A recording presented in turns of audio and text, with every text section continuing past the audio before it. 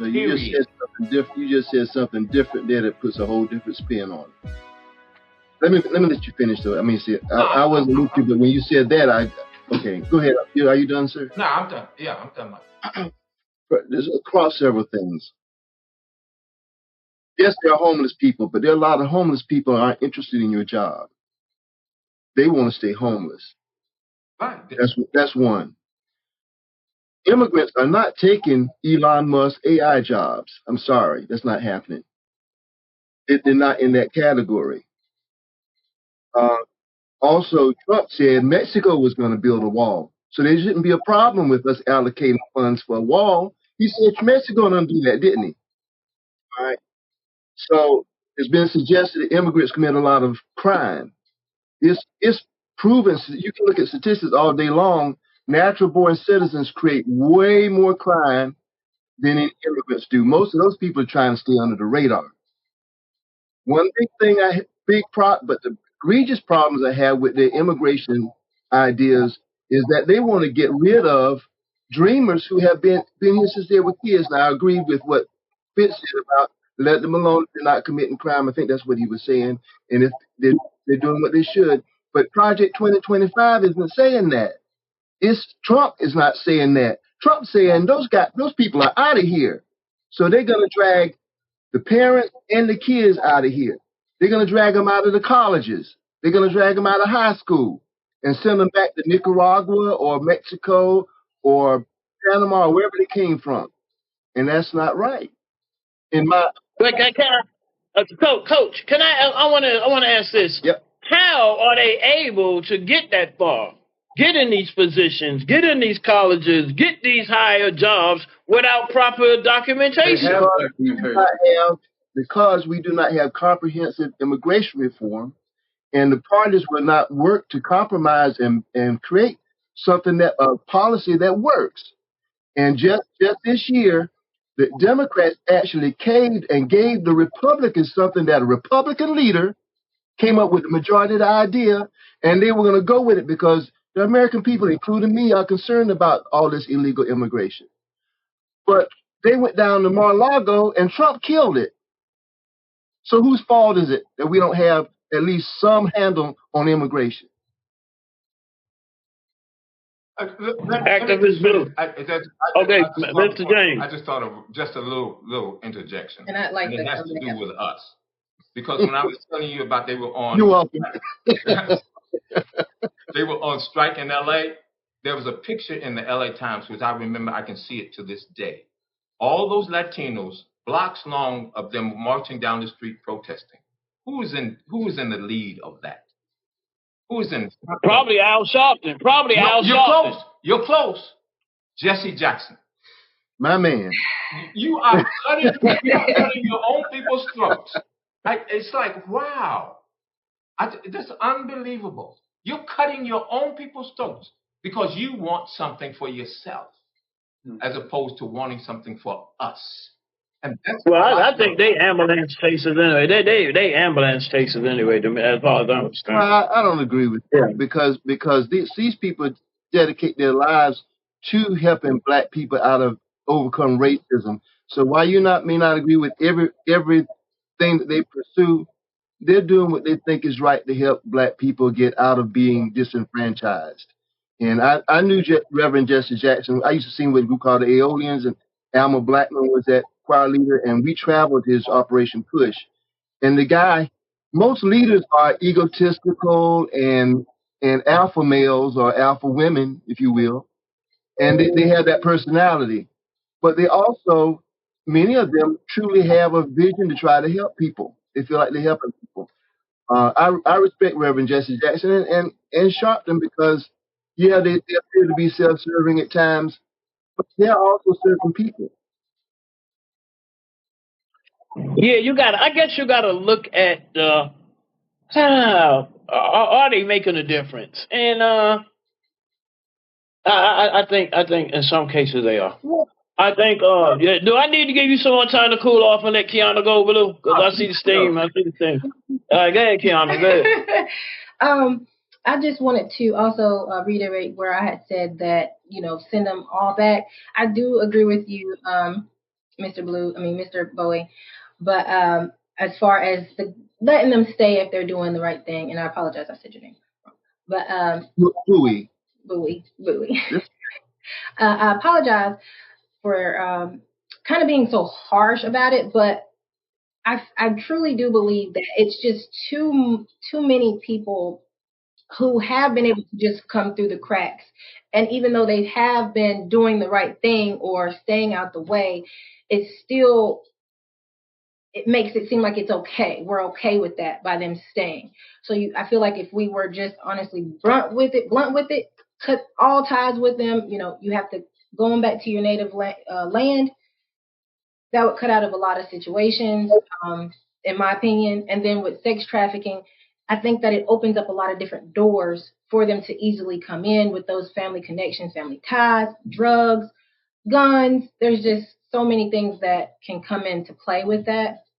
But yeah, that was just something I had one. Hey, Keiana, are these illegal immigrants that are already here? Are they eligible for the 100 grants that you have? No, they have to. Well, actually, most of the grants don't have Social Security. They don't ask for your Social Security. They just want to know if you have LLC. So technically, yes, they would be able to apply for the grants because they're not all grants are specific. Some of them things. So yeah, so Mr. Huff, right. You got 10 minutes. Okay, just let you know. Mr. Blue, no, we don't. Man, the producer said that the topic y'all guys are doing so great, they gave us an extension. Okay.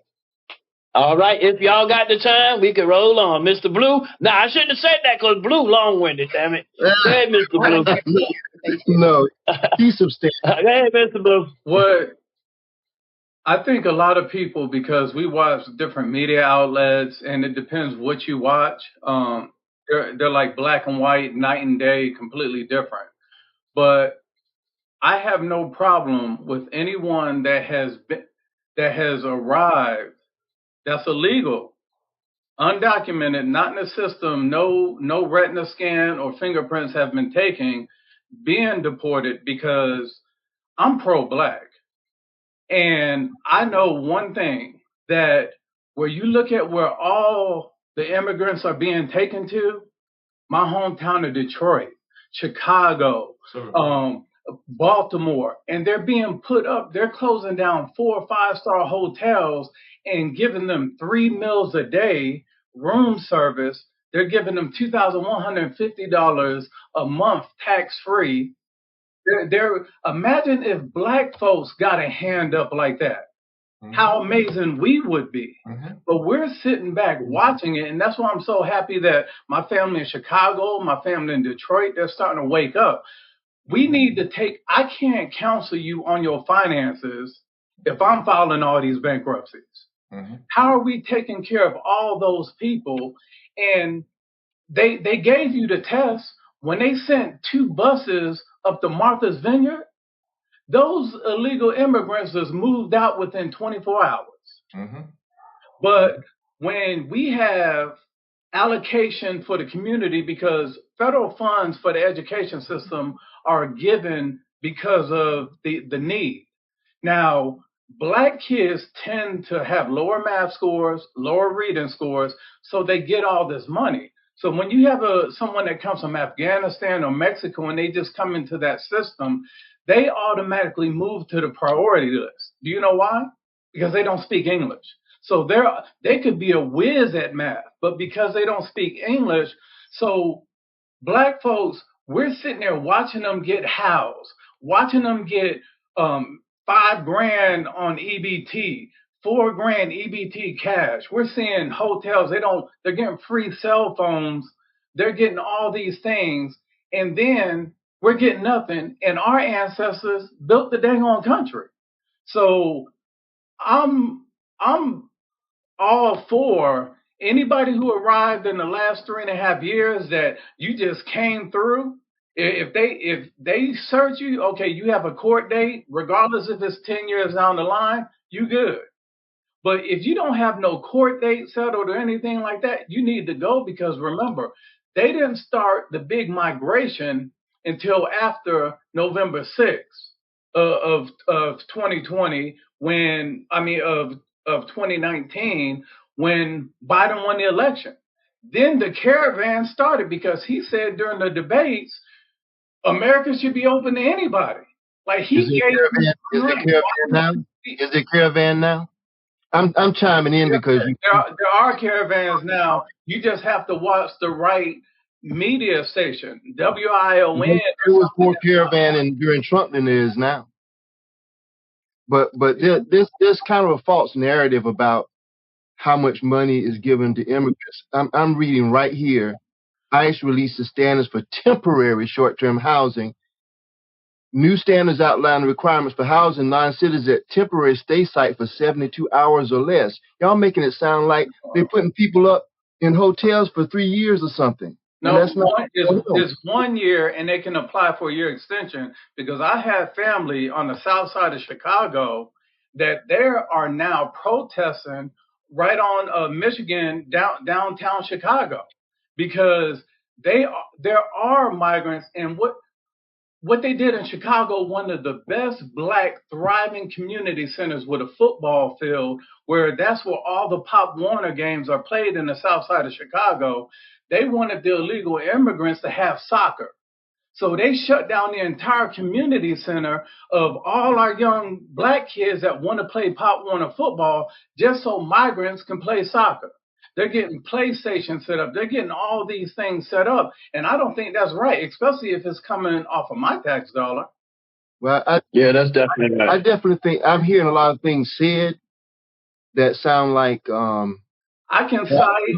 So I definitely want you to send me those references because I'm looking right here and I don't see anything about people staying in housing for 2 years and stuff like that. Well, what we're going to talk about in our meeting tomorrow with my producer is see if we can enable fact checker next time. But we have to move on to our next subject, which is very tender and sensitive. Not sensitive to me. It's kind of like, I don't know, it's like an open wound for me, this next subject.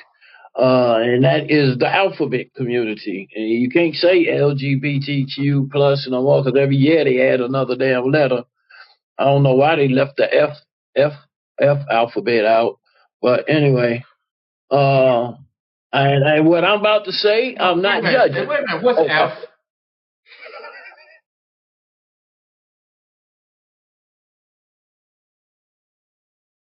So yeah, I'm gonna keep it blood raw. That's why I need some. Matter of fact, I need some new haters. The old ones love me now, so I need some new haters anyway. But I can't accept it, right? I just can't accept it, man. I mean, God ain't changed his mind.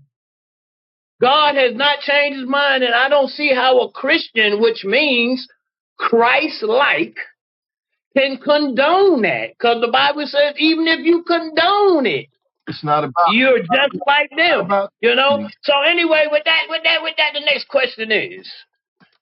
next question is, what are your views of Project 2025's Alphabet Community Rights proposal? And I'm gonna start with Coach Bowie. All right. My belief is that everybody. This country is for everybody.